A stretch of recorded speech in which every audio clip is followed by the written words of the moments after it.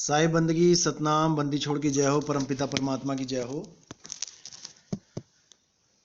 साहिब बंदगी। तो आज हम सत्संग स्टार्ट करने से पहले टॉपिक देखेंगे कौन सा होगा आज हमारा। आज हम शब्द गुरु की तो हमने बात करनी ही है क्योंकि वही हमारा मूल है। साथ में हम माया के ऊपर भी बात करेंगे कि माया किस किस रूप में इस जगत में फैली हुई है और अज्ञानतावश आदमी केवल औरत को माया समझ लेता है कि औरत जात ही माया है। ऐसा बिल्कुल नहीं है भाई, केवल माया औरत ही नहीं है, और भी बहुत कुछ है। आज इसके बारे में डिस्कस करेंगे। जैसा कि आप सबको पता है कि हमारा मेन मुद्दा क्या है। हमारा मुद्दा है शब्द गुरु। शब्द गुरु को प्राप्त करना ही हमारे जीवन का लक्ष्य है, क्योंकि शब्द गुरु की प्राप्ति से ही जन्म और मरण खत्म होता है। भले आप कितनी ही देही गुरु की पूजा करते रहो, कितना ही देही गुरु को परमात्मा मानते रहो, कितना ही देही गुरु से प्रेम करते रहो, लेकिन अगर आपके जीवन में शब्द गुरु नहीं आया तो आपका जीवन अधूरा है, आपकी साधना अधूरी है, आपका लक्ष्य अधूरा है। भले आप 100 गुरु कर लो, देहधारी गुरु आप 100 कर लो, लेकिन अगर शब्द गुरु नहीं आया तो वो मिथ्या है, वो जीरो है, वो करा ना करा बराबर है। तो मेन मुद्दा हमारा है शब्द गुरु। जब तक हमें ऐसा गुरु नहीं मिल गया जो शब्द का भेदी है, जब तक हमें अपनी खोज नहीं रोकनी चाहिए। कितने ही गुरु क्यों ना कर लो जीवन में, मैं कहता हूं गिनती मत करो, बेअंत गुरु कर लो। जितनी दुनिया में इंसान है सबको गुरु धारण कर लो। मुद्दा होना चाहिए शब्द गुरु का। जिसके पास शब्द गुरु है, जिसके पास उसका ज्ञान है, वहां पे टिक जाना चाहिए। परख करो, बिना परख के कभी मत टिको। पूरी परख करो, परख करने के बाद आप टिक जाओ और केवल वो करो जो गुरुजी ने बताया है। कभी किसी के साथ बहसबाजी में मत पड़ो कि वो क्या है, वो आ है कि पा है कि का है कि खा है। इस चक्कर में कभी मत पड़ो कि वो कोई धुन है या झनकार है या क्या है, उसको भी छोड़ो। जो गुरुजी ने आपको सैन दे दी है उस सैन को पकड़ो।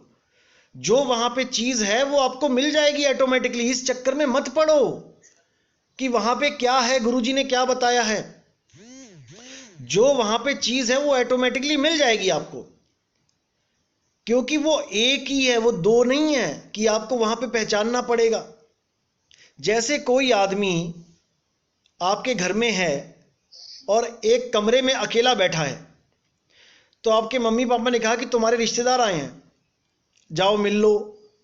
तो उसने पूछा कहाँ हैं, तो मम्मी पापा ने कमरे का इशारा कर दिया कि वहां हैं। अब वो भले ये पूछे या ना पूछे कि वो दिखने में कैसा है, वो ऊंचा है, लंबा है, मोटा है, काला है, पीला है, वो भले ना पूछे। अगर वो कमरे के अंदर चला गया लड़का, तो वहां पर जो बैठा है वो उसको स्वयं मिल जाएगा। वो स्वयं पता कर लेगा, वो स्वयं अनुभव कर लेगा कि वहां पे मेरा कौन रिश्तेदार बैठा है। किसी से पूछने की जरूरत नहीं पड़ेगी। कुछ लोग क्या कर देते हैं, गलती से गुरुजी से पूछने लग जाते हैं कि गुरुजी वो आवाज कैसी है, वो धुन कैसी है। उसका केवल संकेत होता है, संकेत मात्र दिया जाता है। अब हारमोनियम की धुन, जिसने कभी हारमोनियम नहीं सुना, वो किसी को पूछे कि हारमोनियम की धुन कैसी होती है, अब वो क्या करे, मुंह से निकाल के बताए क्या हारमोनियम की धुन? मुंह से वो ज्यादा से ज्यादा क्या कर सकता है? वो ऐसे ही बोल सकता है कि आ ए, ऐसे आवाज निकाल सकता है हारमोनियम की। लेकिन क्या उसके मुंह से आवाज निकालने पर क्या वो हारमोनियम की आवाज बन गई? क्या वो मुंह से जो आवाज निकाली है क्या वो हारमोनियम की ही आवाज है? नहीं। इसी प्रकार कबीर साहब कहते हैं कि वो झनकार, उसको झनकार का रूप दे दिया कि वो एक अखंड नाद है। कहीं उन्होंने बोला कि एक समय गुरु बंसी बजाई कालंदरी के तीर, संतों ने बोला, उसको बंसी का रूप दे दिया। अब कोई बांसुरी को पकड़ के बैठ जाए कि नहीं वो तो बांसुरी है, हमारे गुरुजी ने तो बांसुरी बताई है, तो वो बांसुरी भी नहीं है। कोई कहता है कि वो वीणा और मुरचंग की आवाज है, तो भैया वो वीणा और मुरचंग की आवाज भी नहीं है। वो तो खुद जब अनुभव करोगे वो तब समझ में आएगा वो कैसी आवाज है। उसके जैसी आवाज इस तीन लोक में नहीं है, उसके जैसी आवाज इस तीन लोक में नहीं है। उसका केवल संकेत दिया जा सकता है कि वो ऐसी है, लेकिन असली चीज आपको तभी पता लगेगी जब आप उसको प्राप्त करोगे, नहीं तो बहस करते हुए सारी उम्र निकल जाएगी। तो इसीलिए कबीर साहब ने बार बार इशारा किया, गरीबदास जी ने भी कहा कि कोई हैरे परले पार का और जो भेद कहे झनकार का। अब कुछ लोग कहते हैं हमारे मदन पंथ में तो झनकार की बात ही नहीं करी किसी संत ने, आप तो गलत ज्ञान दे रहे हो, ऐसे बोलते हैं कई। तो उनको बोलो जवाहिर पति की वाणी पढ़ लो, रुन झुन सार शब्द झनकारा और पावेगा कोई संत प्यारा। ये जवाहिर पति साहिब की वाणी है, जो हमारा बीरापुर गद्दी जिन्होंने नींव रखी है वहां पे, उस गद्दी की नींव रखने वाले संत बोल रहे हैं ये वाणी कि रुन झुन सार शब्द झनकारा और पावेगा कोई संत प्यारा। तो ये झनकार एक कोड है, ये आ अक्षर एक कोड है। कोई भी गुरु भेद बताता है वो कोड है, हमने कोड के चक्कर में नहीं पड़ना है। जो गुरु ने भेद बताया है हमने उसको प्राप्त करना है। वो कोड अपने आप खुल जाएगा जब आप उसका सिमरण करोगे। अब सिमरण कभी किया नहीं और ग्रुपबाजी बना के बैठ गए कि वो आ नहीं है, वो झनकार है, वो झनकार नहीं है, वो आ है, कुछ प्राप्ति नहीं होगी। जो उसको प्राप्त कर लेगा वो जान जाएगा कि वो एक ऐसी नाद है जिसके बारे में आप कुछ भी बोलते रहो, उसको कोई फर्क नहीं पड़ता, वो तो अखंड है, उसको कोई फर्क नहीं पड़ता आप कैसे याद करते हो। जैसे एक पिता को बच्चा चाहे अब्बू कह के याद करे, चाहे पापा कह के याद करे, चाहे पिताजी कह के याद करे, चाहे डैडी कह के याद करे, मुद्दा है पिता को याद करना। अब चारों बहस करने लग जाए, नहीं तूने पिताजी कैसे कह दिया, ये तो डैडी है, वो कहे तूने अब्बू कैसे कह दिया, ये तो पिताजी हैं, वो कहे तूने डैडी कैसे कह दिया, ये तो अब्बू हैं। तो उनसे बड़ा कोई बेवकूफ नहीं है। हमसे भी बहस करते हैं कई लोग कि तुम आ का खंडन करते हो, ये करते हो। अरे मैं कहता हूं चलो ठीक है, जो गुरुजी ने दिया है उसको प्राप्त तो कर लो भाई। जब तक तुम उसको प्राप्त नहीं करोगे, जब तक तुम्हारे मन की शंकाएं नहीं खत्म होगी, तुम निडर नहीं हो सकते। भले तुम मान के बैठ जाओ कि वो आ है, लेकिन इससे तुम निडर नहीं हो सकते। निडर होना है, कहें कबीर निर्भय हो हंसा। निर्भय कैसे होगे, जब उसको अनुभव करोगे, जब आपको समझ में आ जाएगा कि देह छोड़ने के बाद भी कोई स्थान है जहां पे मैं रह सकता हूं। जैसे एकदम रात में किराएदार के सिर पे आके मकान मालिक चढ़ जाए कि मेरा मकान खाली कर, निकाल सामान बाहर, तो उसकी हालत खराब हो जाएगी कि इतना सामान मैं कहां लेके जाऊं, मेरे बच्चे, मेरी बीवी, मैं सामान कहां लेके जाऊं। क्यों डर रहा है वो, क्योंकि उसके पास कोई ठिकाना नहीं है इस किराए के कमरे के अलावा। लेकिन अगर उसको 1 महीने की मोहलत दे दी जाए और वो उसमें कमरा ढूंढ ले, 1 महीने के बाद अगर वो मकान मालिक आए और बोले कि कमरा खाली कर, तो वो निडर होकर कमरा खाली कर देगा, क्योंकि उसको पता चल चुका है कि इस कमरे के अलावा भी मेरा एक ठिकाना हो सकता है, मैं देख के आया हूं। इसी प्रकार इस शरीर से बाहर निकलने के लिए हमें एक ठिकाने की जरूरत चाहिए, एक जरूरत है हमें ठिकाने की। जब हमें अनुभव हो जाता है कि अब मेरा ठिकाना क्या है, तब हम निर्भय पद को प्राप्त हो जाते हैं। तब हम केवल मौत का इंतजार करते हैं। असल में मौत नाम की चीज खत्म हो जाती है आपके जीवन से। तब आप केवल ये इंतजार करते हो कि मैं कब इस शरीर को त्यागूं, मैं कब इन कपड़ों को खोलूं और मैं अपनी नग्न अवस्था में आ जाऊं, यानी कि बिना कपड़ों के आ जाऊं। और बिना कपड़ों के हम कहाँ रहते हैं, केवल अपने बेडरूम में। हमारा बेडरूम ही एक ऐसी जगह है जहां हम बिना कपड़ों के रह सकते हैं। नहीं तो हम ना तो सड़कों पे खड़े हो सकते हैं नग्न अवस्था में, ना ही किसी रिश्तेदार के घर खड़े हो सकते हैं। हम अपने ही घर खड़े हो सकते हैं, अपने ही कमरे में खड़े हो सकते हैं। उसी के लिए साहिब ने उसको निज घर बोला है, निज घर। कि सोई गुरु पूरा कहाए, 2 अक्षर का भेद बताए, एक छुड़ाए एक लखाए, तब प्राणी निज घर को जाए। निज घर, यानी कि वो घर जहां से हमारी सूरत भूलवश यहां पे आ गई, भूलवश आ गई। अब वो अपने निज घर नहीं जा पा रही है, क्योंकि उसने अपना निज घर इस देह को मान लिया है, इस शरीर को मान लिया है, और इस शरीर को छोड़ने के लिए तैयार नहीं है। जब तक उसको अपने निज घर का अनुभव नहीं हो गया कि मैं शरीर को त्याग के अपनी आत्म अवस्था में भी रह सकती हूं, तब तक समझ जाना कि वो बंधन में ही है। भले वो आ को मान के बैठा हो, भले वो झनकार को मान के बैठा हो, भले वो कुछ और मान के बैठा हो। यहां मानना नहीं है, यहां जानना है, जानकर अनुभव करना है, तब बात बनेगी। अन्यथा यहीं जन्म मरण में चक्कर खाते रह जाएंगे। फालतू की जो हमारी बातें हैं, बातें ही रह जाएंगी, कुछ प्राप्ति नहीं होगी। गुरु से नाम लेके कभी बहसबाजी में मत पड़ो और केवल साधना करो, उस स्वरूप को सिद्ध करो जिसके लिए गीता में अध्याय 3 में 17वां श्लोक बोला गया है कि हे अर्जुन, जो आत्म स्वरूप में स्थित हो जाते हैं, जो आत्म स्वरूप में सिद्ध हो जाते हैं, उनके लिए वेदों के द्वारा, पुराणों के द्वारा, ग्रंथों के द्वारा बताए हुए जितने भी कर्म कांड और जितनी भी पूजाएं हैं वो मिथ्या हो जाती हैं। उनका कोई फर्ज नहीं रहता, कोई कर्ज नहीं रहता उन पर।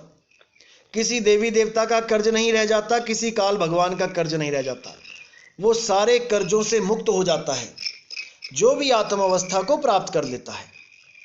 और उसी के आगे 18वें श्लोक में बताया कि जो आत्म अवस्था को प्राप्त कर लेता है वो किसी भी जीव के भरोसे नहीं रहता, वो अपने आप में स्वरूप सिद्ध हो जाता है। उसे किसी की जरूरत नहीं है, कोई उसकी मदद करने भले ना आए, उसको कोई फर्क नहीं पड़ता। उसका शब्द गुरु, उसका आत्म स्वरूप उसके साथ है। तो सारी कहानी आत्म स्वरूप की है। जब तक आपने आत्म स्वरूप नहीं जाना, जब तक मेरे भाई बात नहीं बनेगी। और आत्म स्वरूप को प्राप्त करने के लिए हमने पूरी लगन से गुरु के पास जाना है, गुरु से दीक्षा लेनी है और उस पे अमल करना है। आत्म स्वरूप प्राप्त करने में सबसे बड़ी रुकावट क्या है? वो है माया। अब ये माया कोई एक स्त्री नहीं है कि कोई औरत को माया बोल दे कि केवल एक औरत ही माया है, ऐसा बिल्कुल नहीं है। आदमी के लिए औरत माया है और औरत के लिए आदमी माया है। बहुत गहराई से समझना इसको। आदमी के लिए औरत माया है और औरत के लिए आदमी माया है। आदमी के मन पे औरत राज करती है, औरत के मन पे आदमी राज करता है। तो माया का क्या मतलब है कि माया माया सब कहे और माया चीने ना कोय, और जो मन से ना उतरे माया कहिए सोए। जो भी चीज आपके मन के ऊपर बैठ गई है, चिपक गई है, आप उसको छोड़ नहीं पा रहे हो, वही माया है, वही माया है। तो माया के कितने रूप बताए गए हैं? 3 रूप। पहले भी बताए थे मैंने, माया, ममता, मोहिनी। इसी 3 रूप में इसको त्रिगुण बोलते हैं। माया महाठगिनी हम जानी, त्रिगुण रूप लिए कर डोले, और बोले माधुरी वाणी, माया महाठगनी हम जानी। कि 3 रूप में वो माया सबको ठग रही है और हर आदमी, हर जीव उस माया के द्वारा ठगा जा रहा है। कौन कौन से रूप बताए माया के इस वचन में? कहते केशव के कमला होए बैठी, और शिव के भवन भवानी, पंडा के मूरत होए बैठी, तीरथ में भई पानी। केशव के कमला होए बैठी यानी विष्णु जी के पास लक्ष्मी रूप बना के बैठी है, और शिव के भवन भवानी, शिव जी के पास पार्वती का रूप बना के बैठी है। पंडा के मूरत होए बैठी, पंडित जी के पास मूर्ति बन के बैठी है। पूरा दिन पंडित जी मूर्ति में ही लगे रहते हैं, मन से उतर नहीं रही है। और तीरथ में भई पानी, जब किसी तीर्थ में जाते हो तो वहां पे पानी बन के बैठी है। उस पानी में देखो कितने लोग नहा रहे हैं, आगे कहते हैं माया महाठगिनी हम जानी। योगी के योगिन होए बैठी, जो लोग योगी हैं उनके यहां योगिन होके बैठी हुई है, यानी उनकी जितनी क्रियाएं होती हैं, ये कुंडलिनी जागरण करना या फिर रेचक कुंभक पूरक करना या 5 मुद्राएं करना, चांचरी भूचरी खेचरी अगोचरी उन्मुनी, ये सब माया ही है, इनके मन से उतर नहीं रही है। योगी के योगन होए बैठी राजा के घर रानी, राजा के घर रानी होके बैठी हुई है। काहू के हीरा बन बैठी और काहू कौड़ी कानी, किसी के यहां हीरा बन के बैठी है, किसी के यहां कौड़ी बन के बैठी है। भिखारी के लिए माया क्या है? वो 1-1 रुपए के सिक्के माया है उसके लिए, वो 1-1 रुपए के लिए भटकता फिर रहा है। और कोई 1-1 रुपए को बिल्कुल भी तवज्जो नहीं देता है, वो कहीं भी फेंक सकता है 1-1 रुपए के नोट। वो उसके लिए कहां बैठी है? हीरे में, उसका मन हीरे में फंसा है, मोटी माया में, ज्यादा चाहिए उसको। तो कहते हैं ब्रह्मा के भगतन के भगतिन होए बैठी और ब्रह्मा के ब्रह्माणी, जो भगत लोग होते हैं उनके भगतिन बन के बैठी है और ब्रह्मा के घर में ब्रह्माणी बन के बैठी है। तो कहां बचेंगे भाई? माया महाठगिनी हम जानी। फिर कहते हैं कहें कबीर सुनो भाई संतों, ये सब अकथ कहानी माया महाठगिनी हम जानी, कि ये अकथ कहानी है, इस माया को कोई कथ नहीं पाया आज तक। पता नहीं किस रूप में कब किसको कहां फंसा ले, कोई नहीं जानता। केवल लेडीज से ही परहेज नहीं करना है कि कोई कहे कि माया लेडीज ही होती है। अरे भाई, जब ज्ञान में आ जाते हो, जब आत्म ज्ञान में आ जाते हो, तो ना तो कोई लेडीज रहती है और ना कोई जेंट्स रहता है, दोनों ही आत्म स्वरूप में आ जाते हैं। और अगर कोई लेडीज को लेडीज करके देख रहा है और जेंट्स को जेंट्स करके देख रहा है, वो आत्मज्ञानी नहीं हो सकता। उसके लिए बोला है गुरु पशु वेद पशु नारी पुरुष विचार, और ते नर नरक को जाएंगे जब लग ससी दिनकार। जब तक दिन और रात होते हैं, जब तक ये लोग नरकों में ही जाएंगे। जो माया को लेडीज मान के बैठे हैं, औरत मान के बैठे हैं केवल कि यही माया का रूप है। अरे तुम भी तो माया के ही अंग हो, तुम भी तो मां से ही आए हो, मां का ही तो चमड़ा है तुम्हारे अंदर। भाई, पिता का बिंद और मां का रज, तुम में कहां से अलग क्या आ गया? तुम कैसे हो गए अलग? तो मांस मांस एक सब एक है, क्या बकरी क्या गाय, नारी नारी सब एक है, क्या महतारी माए। तो मां और बहन सब एक रूप है, सब एक है, मांस मांस सब एक है। इसी प्रकार माया कोई एक चीज नहीं है कि कोई एक ही माया है। माया के अनंत अनंत रूप हैं। कोई जुआ खेल रहा है तो उसके लिए जुआ माया है, कोई क्रिकेट नहीं छोड़ पा रहा उसके लिए क्रिकेट माया है, कोई कंचे नहीं छोड़ पा रहा तो उसके लिए कंचे माया है। देखो कैसे कंचे खेलते हैं बच्चे, घर से दूर 5-5 6-6 घंटा खेलते रहते हैं, घर वाले बुला रहे हैं आ नहीं रहे हैं, क्यों? माया में लिप्त हैं वो किसी स्त्री के पीछे नहीं भाग रहे हैं, उनको कंचे ही माया बन के बैठी हुई है, जैसे पंडा के यहां मूर्त बन के बैठी है। तो इन चीजों को समझना है। अगर पंडा के यहां मूर्त बन के बैठी है तो कबीर पंथियों के अब यहां भी तो बैठी है, कबीर साहब की मूर्ति बन के। क्या कबीर पंथ में कबीर साहब की मूर्ति को माया नहीं कहेंगे? अगर पंडा के घर मूर्ति बन के बैठी है तो कबीर साहब की मूर्ति भी तो मूर्ति है, उसको कोई माया कह के दिखाए? उसकी तो सब पूजा कर रहे हैं, सब मूर्ति पूज रहे हैं, सब गुरुओं की फोटो पूज रहे हैं, कैलेंडर पूज रहे हैं। अरे वो भी तो माया है, तुम्हारे मन से नहीं उतर रही है। इसको समझना पड़ेगा गहराई से। कबीर पंथ में आने का मतलब यह नहीं है कि तुम देवी देवताओं की फोटो हटा दो और कबीर साहब की फोटो लगा दो मंदिर में, ऐसा नहीं है भाई, इस गलतफहमी में मत रहना। कबीर साहब के ज्ञान में आने का मतलब है कि तुम जड़ और चेतन का निबेड़ा करना सीख जाओ। जड़ चेतन का करे निबेड़ा और कहें कबीर सो हंस है मेरा। मेरा हंस वही है जो जड़ और चेतन का निबेड़ा करना जानता है, जो निडर है, जो निडर है, जिसके सामने कबीर साहब की मूर्ति भी आ गई वो तब भी माथा नहीं टेकेगा, जो निडर है। हाँ, कई बार ऐसे माहौल हो जाता है, जैसे कबीर जयंती में आप जाते हो कहीं पे, कोई धानक समाज है, कोई जुलाहा समाज है, वहां पर एक मर्यादा के लिए आपको लोगों के साथ खड़े होना पड़ जाता है। आपको कोई वहां पर कोई अगरबत्ती लगानी पड़ जाती है, वहां पे कोई टीका लगाना पड़ जाता है, वो भी केवल इसलिए क्योंकि वो समाज ये चाहता है। तो आप मजबूरीवश अगर आप करते हो तो आपको अज्ञानी नहीं कहा जा सकता, क्योंकि आपको पता है ज्ञान क्या है। आपको पता है कि जो मैं कर रहा हूं वो केवल ABCD है। इन लोगों को टिकाने के लिए, इन लोगों को समझाने के लिए मुझे ये करना पड़ेगा, एक आदर मान करना पड़ेगा, ताकि ये मेरी बातें सुने। क्योंकि मैं भी कबीर पंथ में, मैंने जब प्रचार शुरू किया आज से 10 साल पहले, तो मैंने सबसे पहला काम क्या किया, मैं जिस भी स्टेशन पे उतरता था वहां पे मैं किसी रिक्शे वाले को पकड़ता था और उससे यही पूछता था कि भाई जुलाहा समाज या फिर हरिजन समाज या फिर जो वाल्मीकि समाज, ये लोग कहाँ रहते हैं, मुझे वहां ले चलो। मैं सबसे पहले इन लोगों के पास गया, जिसको आप लोग कहते हैं कि शूद्र। मैं सबसे पहले शूद्रों के ही पास गया, क्योंकि मेरी बात को समझना ऊंची जात वालों के बस की बात नहीं थी। सबसे पहले मैं उन लोगों के पास गया जिन लोगों को लोग पसंद ही नहीं करते हैं। कोई घर बुलाना पसंद नहीं करता, कोई पानी पिलाना पसंद नहीं करता। मैंने वहां पे सत्य कबीर का डंका बजाया और वहां पर बहुत अच्छी संगत बनाई, क्योंकि वो लोग इन पाखंडों से दूर थे, ये जात पात बिरादरियों से दूर थे, वो सत्य के खोजी थे। मैंने देखा कि रविदास महाराज के शिष्य, वाल्मीकि जी के शिष्य, धानक समाज वाले, ये इतना प्यारा सत्संग करते हैं। कभी आपको मौका मिले इनके सत्संग में जाने का, आप ना कसम से आप निहाल हो जाओगे।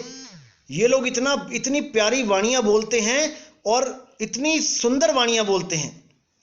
तो जब मैं इनके पास गया तो जब इन्होंने वाणियां बोली तो मैं कसम से मेरा रोने वाला हाल हो गया।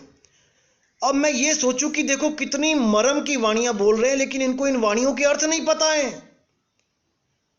इतना आसान हो गया मेरा काम जब मैंने इनकी वाणियां सुनी, और मैंने कुछ नहीं किया, मैंने केवल इन वाणियों को खोलना शुरू किया। और आप यकीन नहीं करोगे, इतने खुश हुए ये लोग कि क्या मिल गया इनको। इन्होंने बताया जी जन्म जन्म क्या बोलूं, बुढ़ापा आ गया, दादे परदादे चले गए ये वाणियां गाते, लेकिन आज तक इन वाणियों को खोलने वाला कोई नहीं मिला था। तो हमारी जो संगत शुरू हुई वो नीची जात वालों से शुरू हुई, हरिजनों से शुरू हुई। और जब हरिजनों से शुरू हुई तो सत्संग जब होने लगे और प्रचार बढ़ने लगा, तब धीरे धीरे धीरे धीरे ऊंची जात वालों को भी ये समझ में आने लगा। मैं तो हैरान हूं, कबीर सागर में भी इसके बारे में लिखा हुआ है कि पहले कोली चमार के घर जाके जगाना है और बाद में राज दरबार में जाना है। हद हो गई ये तो।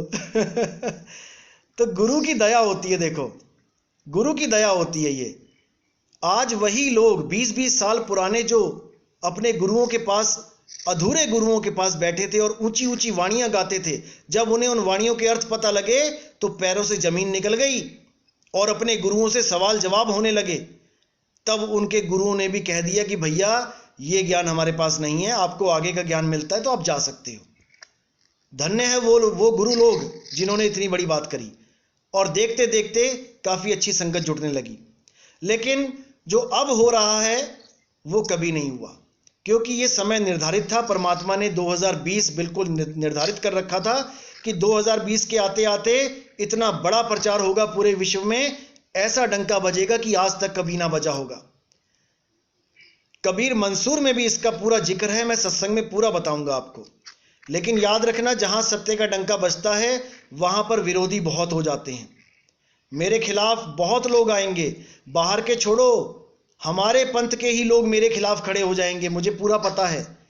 और मैं उन चीजों के लिए भी तैयार हूं, मैं उन परिस्थितियों के लिए भी तैयार हूं, क्योंकि मेरा उद्देश्य जीवन का एक ही रहा है कि कैसे भी जीव को जगाना है। मेरे जीवन का कभी यह उद्देश्य नहीं रहा कि मैं गुरु बन जाऊं या मैं कोई महान आदमी बन जाऊं, ऐसी आत्मा, महान आत्मा बन जाऊं, ऐसा मेरा कभी कोई ऐसी शंका मंशा कभी नहीं रही। मैं तो ट्रेनों में चलने वाला इंसान हूं। आज 10 साल हो गए मुझे, जनरल के डब्बों में ही चलता हूं मैं, ऐसा कुछ नहीं है। तो बहुत से लोग आएंगे विरोध में, लेकिन आपने विवेक को जगा के रखना है। बहुत से लोग गुरु को भी मेरे खिलाफ कर सकते हैं, मेरे ही गुरु को मेरे खिलाफ कर देंगे, ऐसा भी हो सकता है, पहले ही चेतावनी दे देता हूं मैं। लेकिन आपने सत्य के साथ रहना है, सत्य के अलावा कहीं नहीं, क्योंकि सत्य ही हमारा गुरु है। तो ये जस्ट मैं संकेत कर रहा हूं, परमात्मा की दया होगी तो ऐसा कुछ नहीं होगा, लेकिन मैं भविष्य की बात बता रहा हूं कि ऐसा भी हो सकता है। क्योंकि जब कबीर साहब आए थे रामानंद जी के पास, तो रामानंद जी के शिष्यों ने भी बहुत खेल खेले थे उनके साथ, बहुत षड्यंत्र रचे थे उनके खिलाफ। तो वही आज भी हो सकता है, कोई बड़ी बात नहीं है, लेकिन हमने केवल सत्य के साथ रहना है। सत्य ही हमारा परमात्मा है, सत्य ही हमारा गुरु है। तो ठीक है, बहुत अच्छी बात है, आप लोग विवेक जगाते रहो, परमात्मा आपके साथ है, मालिक की दया आप लोगों के साथ रहे। दास का उद्देश्य केवल ये है कि पूरी दुनिया में डंका बजे परमपिता परमात्मा का, सतगुरु बंदी छोड़ का, उस विदेह गुरु का। इससे ज्यादा मैं कुछ नहीं चाहता। तो आज का सत्संग यहीं समाप्त करेंगे। बोले सतगुरु बंदी छोड़ कबीर साहिब की जय हो, सतगुरु मदन साहिब की जय हो, बोले सतगुरु वैराग साहिब की जय हो, सभी संतों की जय हो, सभी भक्तों की जय हो। साहिब